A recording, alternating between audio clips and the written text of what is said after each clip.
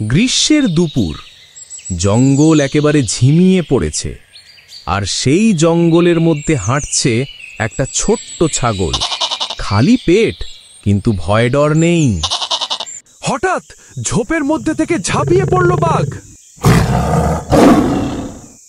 এই ছাগল, তোকে দেখেই জিভে জল চলে এলো।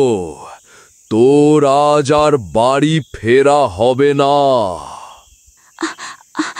আরে বাগদা, দাঁড়ান, খাওয়ার আগে একটা ধাঁধা শুনবেন? ধাঁধা?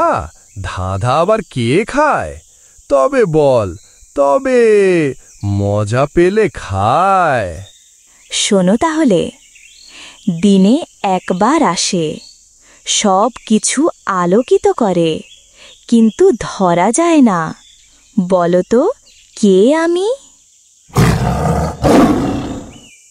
আলো, চাঁদ, না ছায়া, না না কুয়াশা।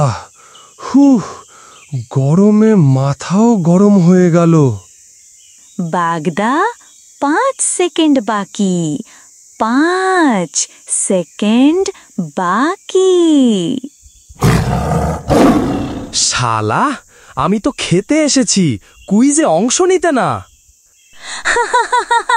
উত্তর ছিল সূর্যরশ্মি, আর তুমি তো পুরো ছায়া হয়ে দাঁড়িয়ে রইলে। এটা কি হলো? খিদে মেটালো না, আর গোটা বনে এখন আমার হাসি হচ্ছে। বাঘ যদি বড় হয়েও ভাবতে না পারে, তাহলে ছোট ছাগলও পালিয়ে যায় হেসে হেসে।